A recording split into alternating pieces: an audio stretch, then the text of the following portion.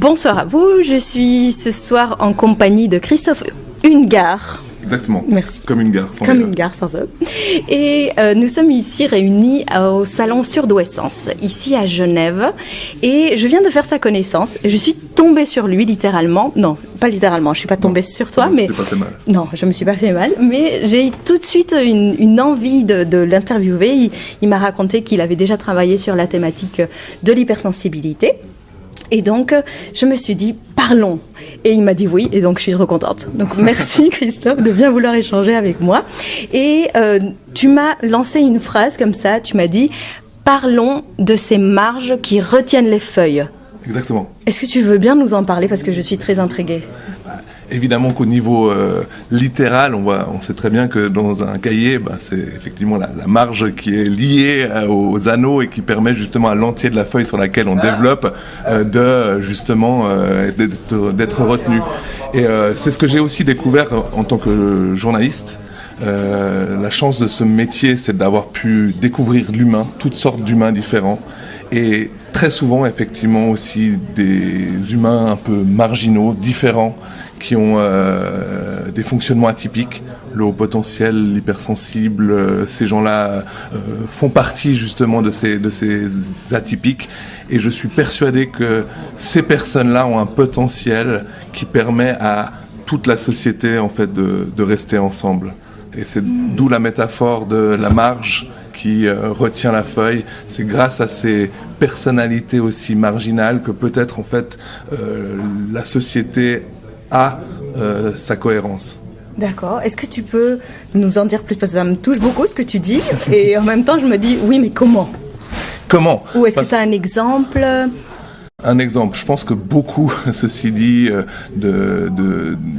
de nouveautés, de disruptions, d'idées différentes proviennent justement de personnalités quand même particulièrement atypiques, oui. Des artistes, des scientifiques, des fois même un peu fous, des fois un peu borderline, peut-être HP pour certains, peut-être hypersensibles au potentiel. Au potentiel pour voilà. Pas hôpital psychiatrique. Et quoique. Voilà. Et peut-être que ces idées différentes dont la société ensuite que la société incorpore ensuite provient de ces perceptions autres, peut-être de cette anticipation, de cette capacité à voir le futur. Bref, il y a peut-être quelque chose chez ces personnalités-là qui permet véritablement d'apporter des bienfaits pour l'ensemble de l'humanité. D'accord. Et en quoi tu perçois ce mouvement tu dis que ça retient, comme tu parlais de la page qui est retenue par les marges. En quoi est-ce que elles retiennent ces personnalités un peu atypiques, l'ensemble de l'humanité ou...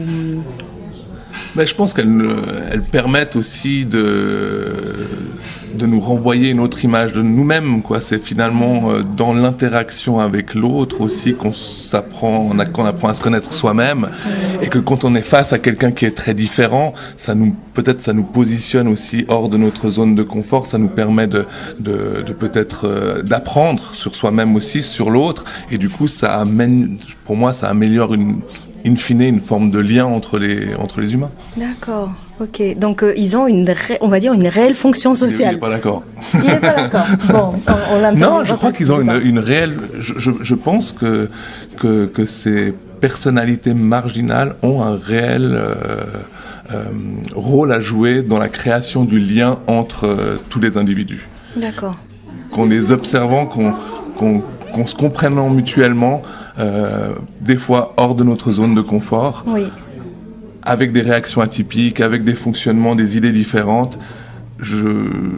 C'est peut-être une utopie, c'est peut-être un vœu pieux, mais ce que je découvre à travers mon métier, c'est justement des très grands potentiels, et quand ils sont écoutés, je pense qu'ils permettent vraiment à mieux vivre ensemble. D'accord. Donc, est-ce que si j'extrapole, on pourrait dire que l'invitation, ça serait pour les personnes qui nous écoutent, c'est d'oser aller vraiment dans leur atypisme ou dans leur manière d'être au monde, parce que ça peut permettre d'amener de belles choses aux autres, dans le monde.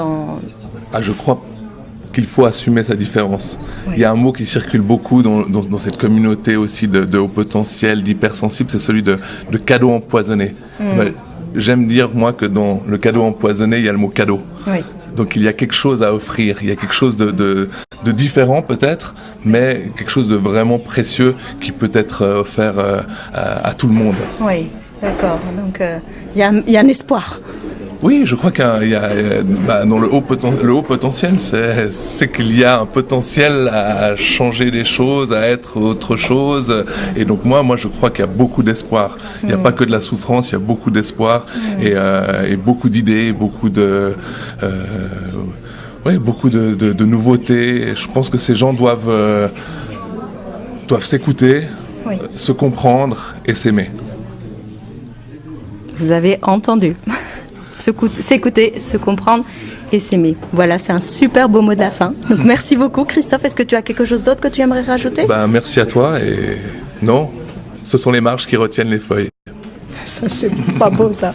Merci beaucoup Christophe, merci à vous et à très bientôt pour une nouvelle vidéo. Au revoir.